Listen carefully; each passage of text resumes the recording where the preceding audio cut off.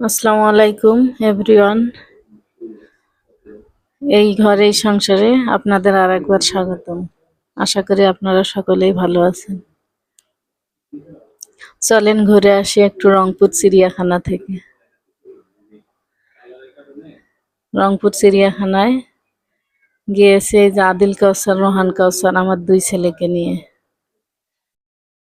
কাজের ফাঁকে একটু ঘুরে আসলাম। দুই ভাইয়া গেছে জলহস্তির কাছে। জলহস্তি তো পানির নিচে লুকাই গেছে, ওরা শুধু খুঁজতেছে জলহস্তিকে। জলহস্তি দুটি ছিল চিড়িয়াখানায়, কিন্তু দুটি পানির নিচে ডুবে আছে। দেখুন কিভাবে আগাচ্ছে পানির নিচ দিয়ে, শুধু পিঠটা দেখা যাচ্ছে জলহস্তির। আমার ছেলে তো খুঁজতেছে